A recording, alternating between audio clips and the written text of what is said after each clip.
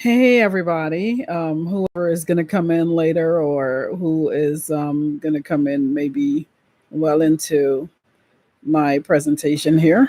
Um, Maybe someone will come in weeks from now or someone will come in a little bit, but I wanted to begin to live stream and to talk to you a little bit. So, this week here, I focused on trying to, in my move to Guyana, or in trying to get everything in order for me to relocate to Guyana. I'm trying to talk to a lot of people to find out what their perspective is on relocating and what their thoughts are in terms of other people that has relocated to Guyana and also some of the feedback concerns that they would have.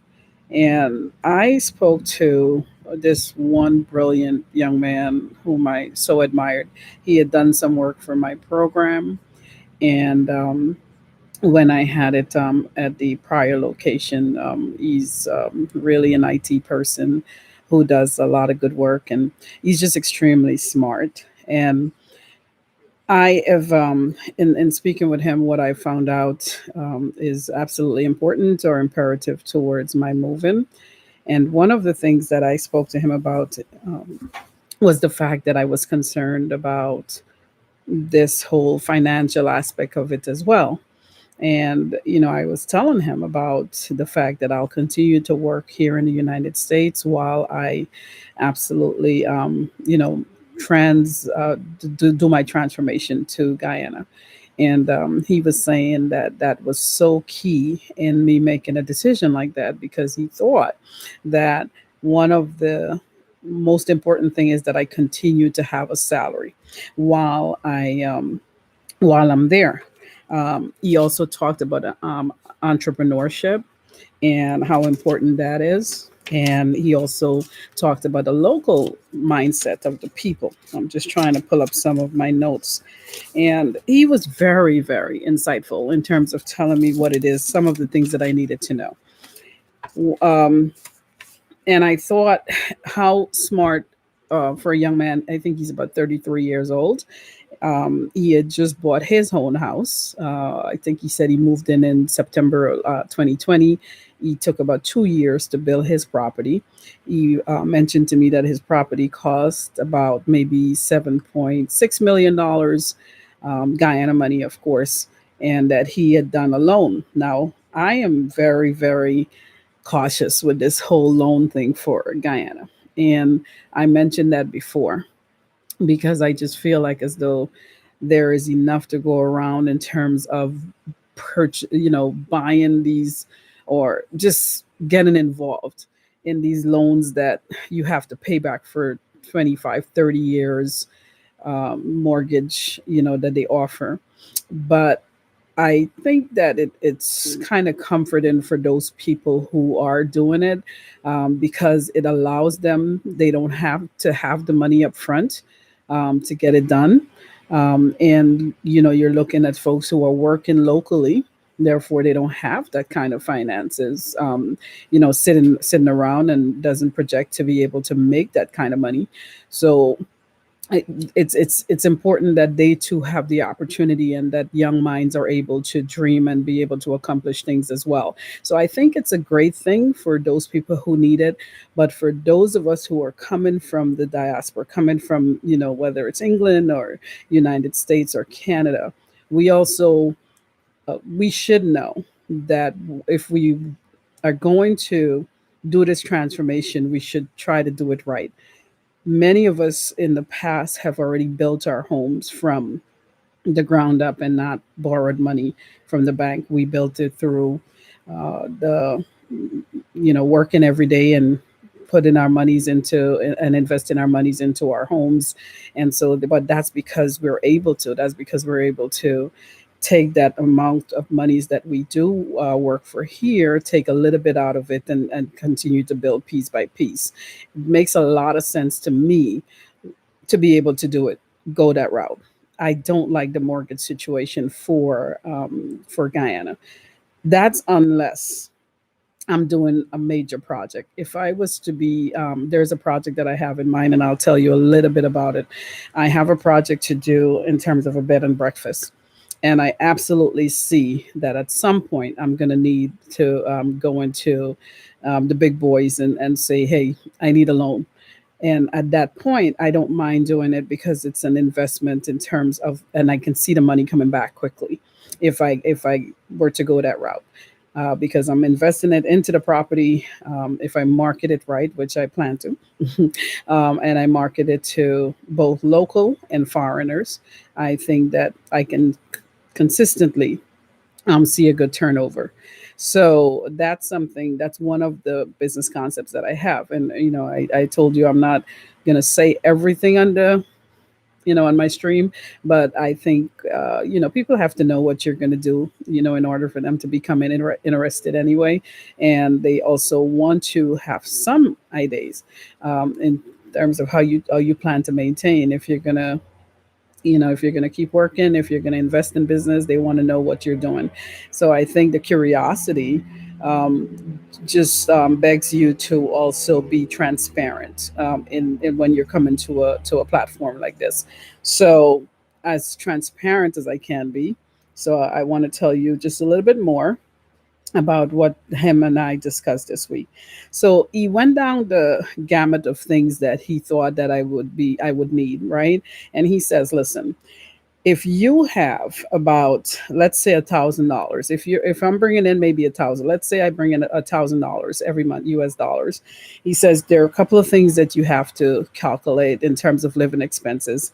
And he says, let's say he didn't calculate me renting, but I will throw that in as well. Um, I'm going to rent, and I'm figuring out that I can probably get a property to rent at maybe 250 US dollars. He says, you water. To be honest with you, I didn't even know people in Guyana pay for water. So that's kind of like, okay, that's new to me. Um, so anyway, he says water is about $2,000. So I guess if you have a private house, you pay the water bill, and maybe there's a nominal fee that people do pay. I actually don't know. I never found out about it. I never really heard about it. Um, then he says, okay, so there's light, there's water. So light is about $3,000. He says water is about $2,000. Your phone bill or at home phone, of course, you need that because, well, I would like to have it, even though I haven't had a phone in the United States for almost maybe probably close to 20 years. But I would like to have a home phone. And then he said that's about $10,000. He suggested that if I eat as much as he does, ration is probably going to be about $40,000, which I do. I'm a foodie, so I will definitely be eating. He says that's about $40,000. And when he placed that all together, and something else he calculated, which I missed, but anyway, his figure had it up to about $68,000, which from my recollection, that's about over 300 and maybe 40, 50 US dollars, probably. So, and that is, maybe, let me see, that leaves us back with about 600 and maybe $50. Let's just square it off at 350 and 650. So you still have about $650 left. Now, if I were to take out, let's say, $250 towards rent, which he did do that for me because he probably assumed that I'll be staying by my granny, but I'm gonna rent a place because I need space in order to do, store all my things and all that good stuff. So that's about $250 a month. That's still, if I went down with even say $1,000 a month, I would still have about $400 left in my pocket every month. Right now, I'm not gonna tell you what my salary is, but it's way more than that. So I'm liking this whole budget thing that he did with me. And by the way, I have to tell you that this guy just happened to, God is good because he had just happened to give me, like, he called me in error because there's another Donette that he has in his phone, and he dialed the number, and he realized after I answered, oh, that's Donette in the U.S., not the Donette that is local. So then I'm like, hey, well, where are you going? Because it was my day off anyway. I don't lecture on Wednesdays, and I'm on Zoom, so I'm like, hey, let's talk. So we began to talk, and I was so happy to hear from him, because I knew he was an insightful person, but I just really didn't think about who to call. And I was thinking about calling some folks because I need to get some answers, even though I've been visiting Guyana from since I was 15, 16 years old. Since I came here to this country, I've never stopped visiting. It's just not the same. So you have to really go and get the answer from the horse's mouth. So I wanted to talk to someone. So his so-called, Miss Donette, like, person, the wrong Donette call, that was really good for me because I was really ready to talk to him and to find out what are some of the things that he told me. Now, the other thing I was concerned about was whether or not I'm able to pay into any kind of old age pension while I'm there, because that's something to consider as well. And he wasn't sure about that. But the good thing is that he's so smart and he's good about not being full of himself and saying, yes, I know the answer when he doesn't. He says, hey, one of the best things that you can do with that is call up the folks from GRA or and see what they have to say, or come when you come down to Guyana, why don't you just go in and see what they have to say about something like that. Now, I remember taking, this is absolutely important too, as over the years I have, every office that I go to, I always make sure to take a number for the person that was behind that counter, even if that person happens to have vacate their position. They're always going to know some. Guyana is a small country. They're always going to know somebody else in that office.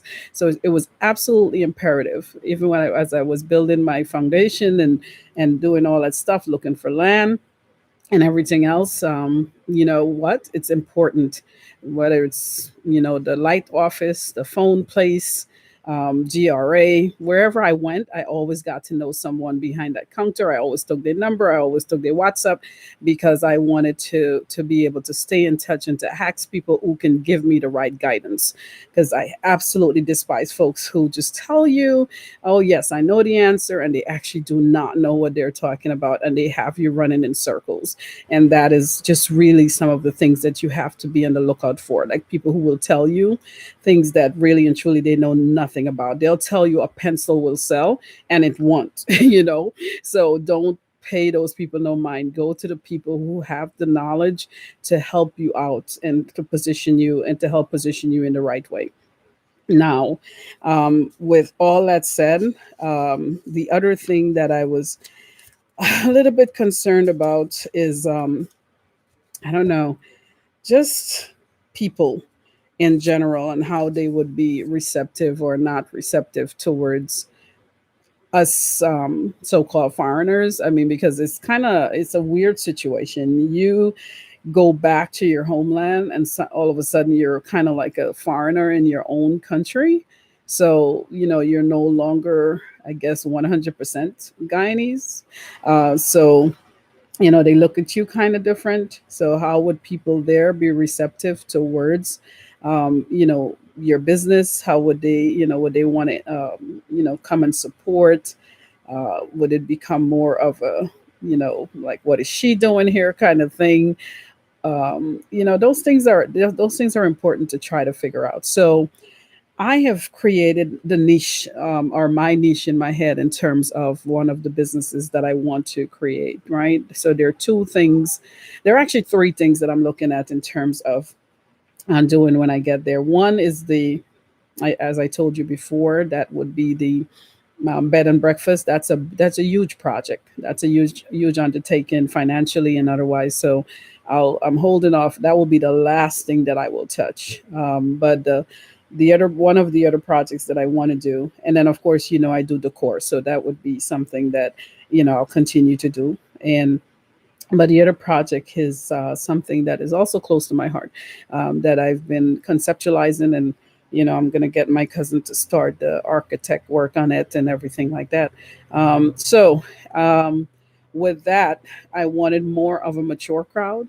I wanted a crowd that can enjoy good music. I want to create a Miami kind of, um, I guess, lifestyle in that particular vicinity.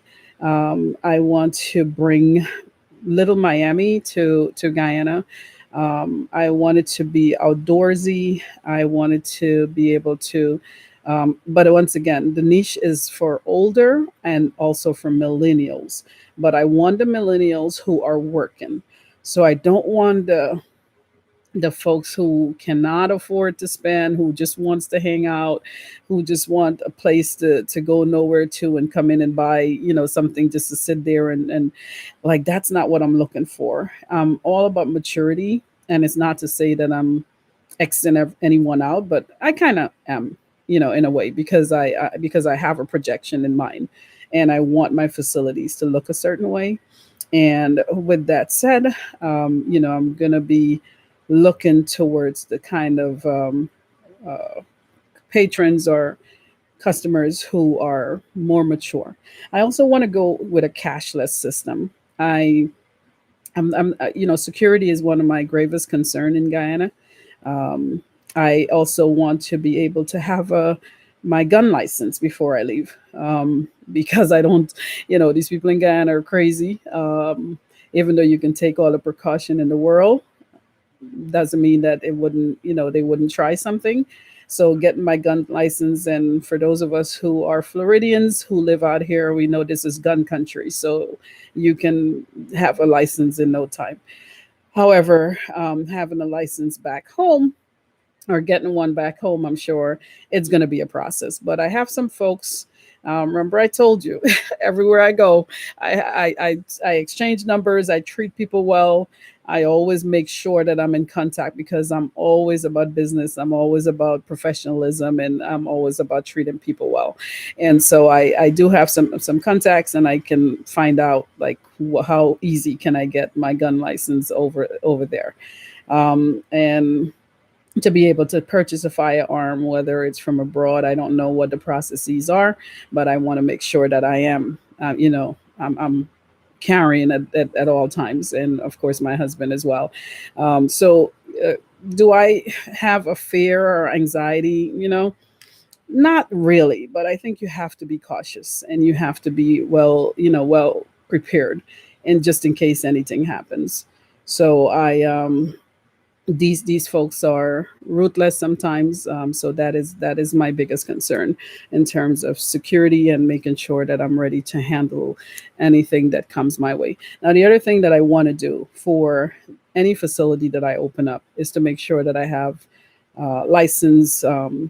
I wanted what we call over here in the United States, we call them moonlighters. So that would be a cop or some sort of correctional officer who is also a licensed gun owner, who takes on extra work in the evenings so that way they can make extra money for their families, of course. And so I am going to be hiring people who are licensed to carry and who are police officers and the likes. I would never do a business without having people on the spot to take care of something in case things happen, right? So those are to be able to navigate the platform of being accepted back into the culture, and then also to be able to have this kind of security that I would need in order to not feel threatened. Can you totally prevent everything? I don't think so, and I don't care where you live. It's the world that we live in. It's crazy, right? So, but in that case, those would be steps that I would take in order to secure things. And then remember what I said, I wanted to go cashless with my business. That prevents like half of the issues that you would probably have. Guyana is really tuning into the debit card system, and I did hear, I think it was Chase that I heard would be in Guyana in by 2021. Is either Chase or maybe BOA, maybe Bank of America. Anyway, it's one of the major banks that would be there by in 2021. So there's no way they're going to go down there and not be able to offer businesses. I think that would be one of the packaging that they would sell, just like they sell it here. I think they would sell a cashless system to these businesses, and be able to offer much security, which would be able to offer much security, because if customers know that there is no monies in sight, then what are they coming in for? To steal chairs? I don't know. That wouldn't make too much sense because that's not much to steal. I think when they're coming, they're looking to take money and things that are valuable. So so those are some of the things that I'm thinking about. Security, being accepted in back into the culture, making sure that I focus on the right customer base. Um, I also want to offer some of the. I was talking to my friend this week, who's back in Jamaica, and she was offering me some concepts in terms of things that I would be able to offer. And I want to bring to Guyana things that are different in terms of some of the foods that I would offer at that particular location. And I don't want to go food like full Guyanese food, because everywhere you go, you can eat Guyanese food. You can eat local Creole food. You can eat Indian food. You can, whatever it is, you can eat, right? So that's not what I'm looking for. I'm looking for more of mini dishes or those little finger foods and so on to offer. So it's not quite a restaurant. I'll tell you all about it later, another time. But it's different. It's super cool. I mean, you should see the concept. It's absolutely brilliant. It's not only in my mind, but it's really in reality because I've sent it to so many people, and I mean, they're loving the whole flow of it. Like I said, I'm bringing a piece of Miami to Guyana, and I want it to be all Miami and looking. So that is going to be quite interesting for people who come in to visit. So when they come in, I want them to be able to enjoy that vicinity. I want them to be able, I want it to be the talk of the town. Like, I want my slogan to hit every fiber of their palates when they hear it, whether it's drinks or food. And like I said, it's not going to be full-fledged food, even though my cousin told me I should offer food fully, full, I guess, dinner on one of the nights she suggested. So let me know what you think about that. I mean, because I'm more going for appetizers and so on, and different kind of wraps and everything. So I'm not going towards food at all. I think it's not what I want to do, but she's suggesting that I do something like that where I'm able to offer food at least one night a week. So definitely, I'm gonna include that. More than likely I will. Not definitely, more than likely. So, but with my friend Tracy, she had suggested some really wicked kind of dishes that I can offer, or appetizers that I can offer. One of the things that I've noticed with Guyanese is that they're very attracted to anything that is foreign, right? And so I wanted to bring in some of the concepts that my friend Tracy, offered. And she's saying, listen, these particular dishes that she told me about, they were a hit with this particular restaurant. This guy is absolutely, even in COVID, he was able to survive. Different things she was telling me, and I absolutely love it. So I'll be working with my chef, because I'm not a big cook, like I told you. So my chef is going to be a person who knows how to hear food and make it happen. All right, or hear about it to make it happen. And also, um, they can be able to go online and investigate it and so on. All of my drinks are going to be named differently from what the average drink is. So I'm coming out with a drink menu that is going to be absolutely appetizing to look at. And also, the cocktails are just going to be off the hook, Miami style, right?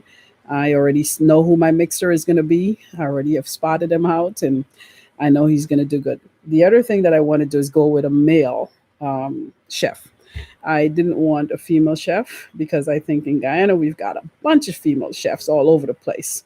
So if you happen to know of someone who is a chef down there, or who aspires to be a chef and is a good cook and is willing to do, to run that kitchen, and also sometimes work the bar, if he needs to, so let me know.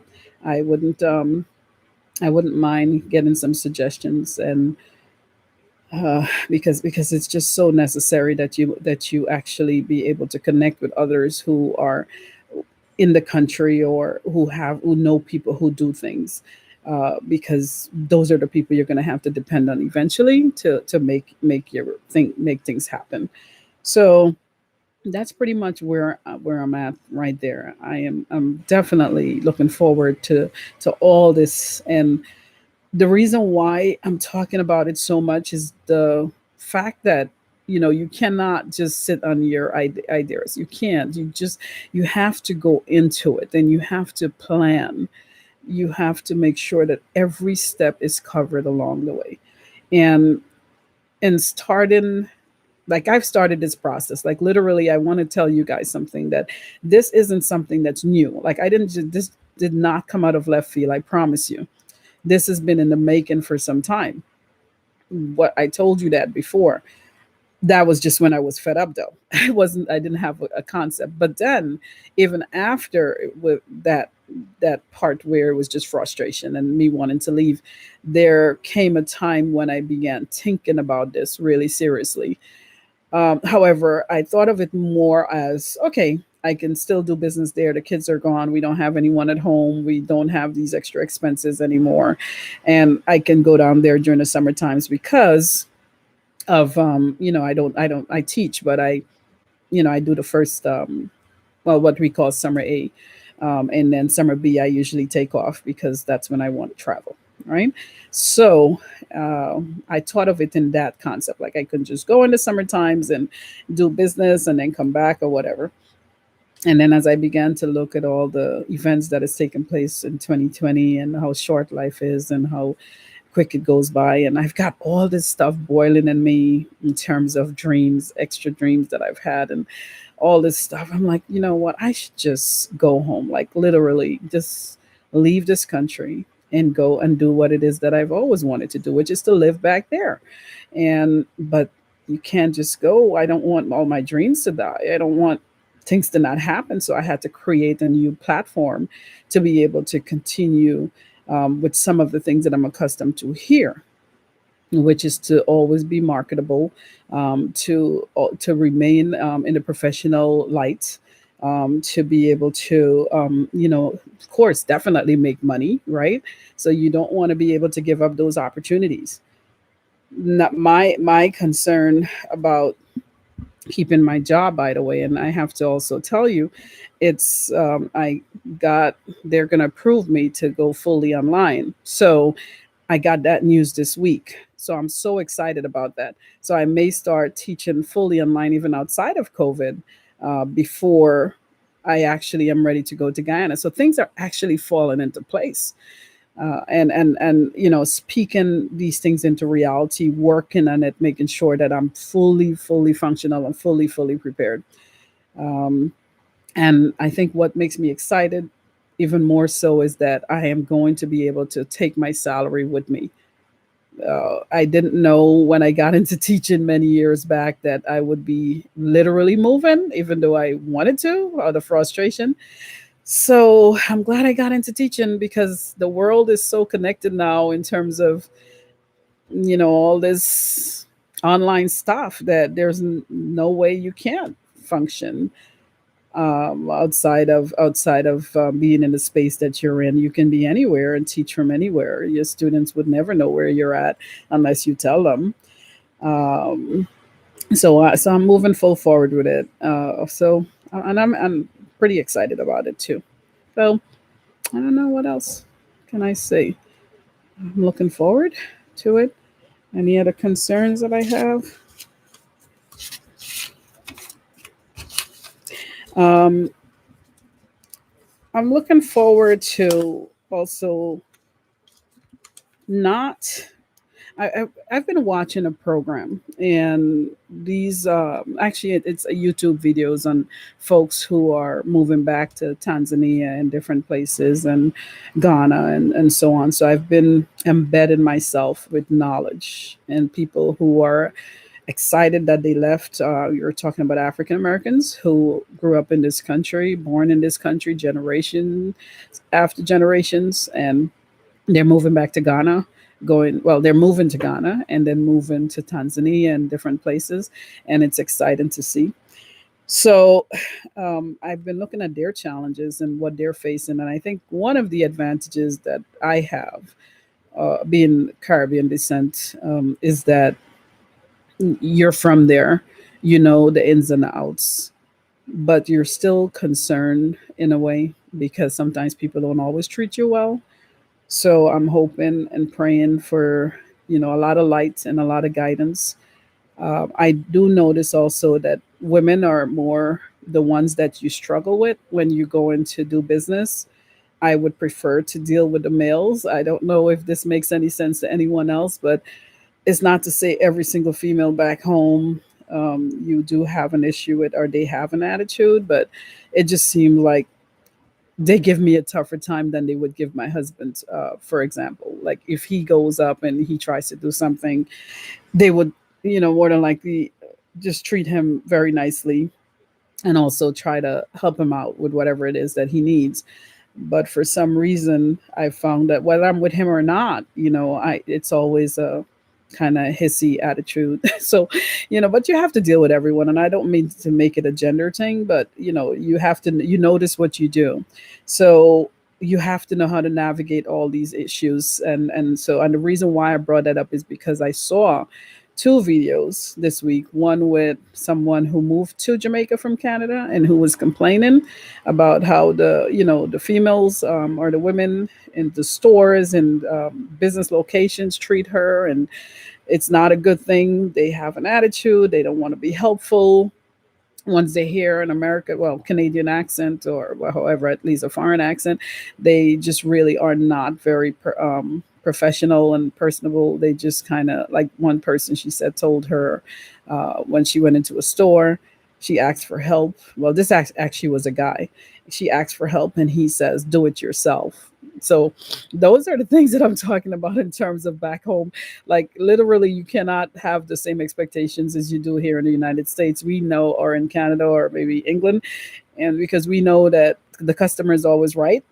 But back there, it's whatever. So but I'm so accustomed to it that I just know how to navigate. I don't pay it any mind. I do what I have to do. I get my business done, and literally, I've found though that a lot of the it's easier to deal with the male population than it is to deal with the female population, and as a woman, as another woman.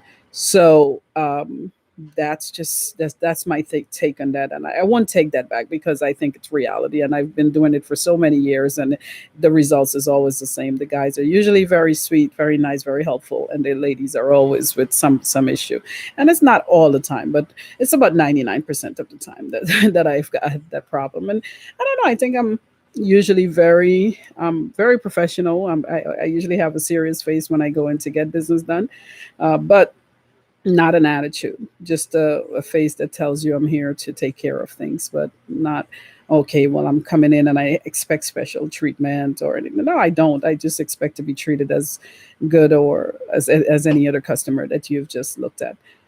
But if you're going to mistreat me because I happen to sound a little bit different, or I've got an American passport, or to show you because that's my form of ID, or my American driver's license, I don't think that's right. So, it's just the way it is. But again, I am just looking forward to this process, and I'm hoping that eventually I can bring you content of things that I'm doing, physical things that I'm doing.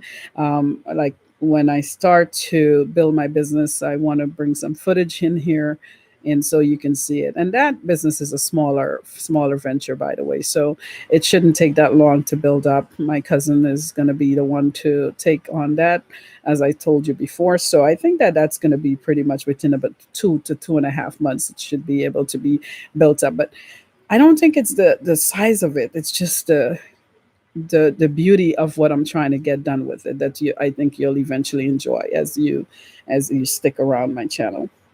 Well, thank you so much. And oh, I do plan on launching that even before I go. But here's the catch 22. Now, if you're gonna do business home, you gotta expect people will do some bullshit. I swear, they will.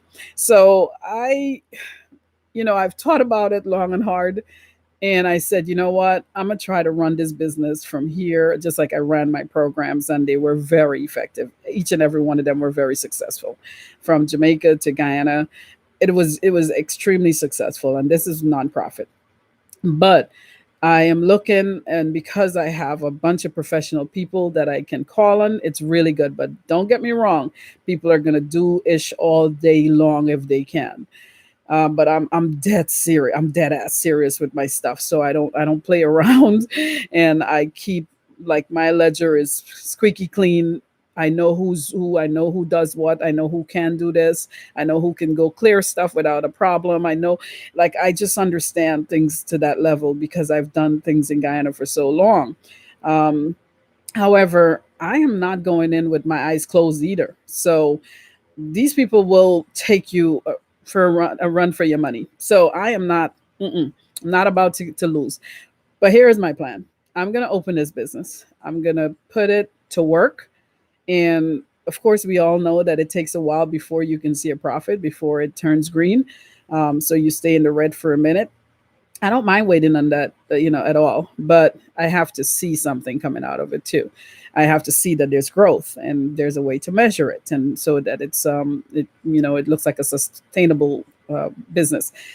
So what I want to do is open it, try to run it from here, see what happens.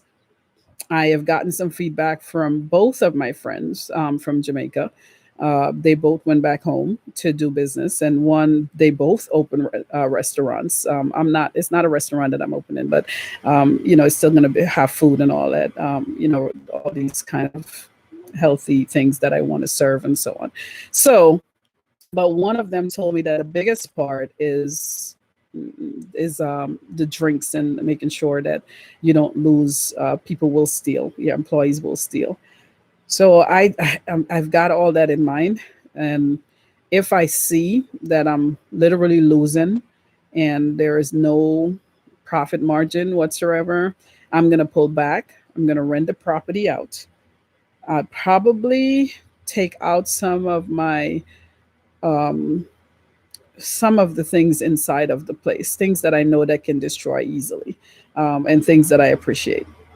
But I will rent it out and let someone run it for themselves and pay me a rent every month for the property until I go. And then when I go, then I'll be able to take over. Of course, at that time, hopefully they have their own business, but either way, they'll be on a lease, and my lease would be year to year until I'm able to get there. So let's see. So I think I can at least try to do it for maybe a year and a half, maybe 2 years top. And then if it doesn't work, I'm making sure also that I'm not losing. But because if the quicker if I begin to lose, then obviously I'm going to step back really quickly. After some time, and be able to say, okay, well, let me just rent this property and be able to get some money off of it. I can see that I can rent it out for maybe about 250, 300 US dollars. I don't think I'll get much more. You got to consider the local people, and you got to make sure that whoever is running that mom and pop area, well, you have to consider that they can take some money home to take care of their own families and to do what it is that they have to. And also, it's not like I'm pressed for cash, so it's going to be something that I can do to both gain some money, make sure the property is occupied, make sure it's protected, and then also you know yeah, just to be able to gain as well, right? So pretty much that's it. I'm done. I am totally done for today. Thank you so much. I know I've got two listeners, and but I recorded as though some people are going to come in later and be able to listen to this at some point. So they'll be able to have access to the information that I just shared as well. But thank you so much for hanging with me, my two wonderful listeners. This is my first time going live, so I appreciate you coming in and hearing what it is that I have to say. I'm thinking about moving back, getting ready to move back, and speaking this into action. Oh, by the way, I got my first COVID shot today, so I'm excited about that. So I'm heading down to Guyana this summer, and I'll be able to feature some of the things that I'm getting ready to do. I wanted to actually launch that business this summer, but with COVID and everything, I couldn't do it. So I'm just going to have to take a step back, 10 steps back, and say, okay, let's just begin building in maybe a few months. But I'm hoping that few months, actually, while I'm there, that they're building, while I'm actually there for my visit this summer. So let's see what happens, and then maybe I can go down later on this year to launch it. All right. Well, thanks again. I appreciate it. Bye bye.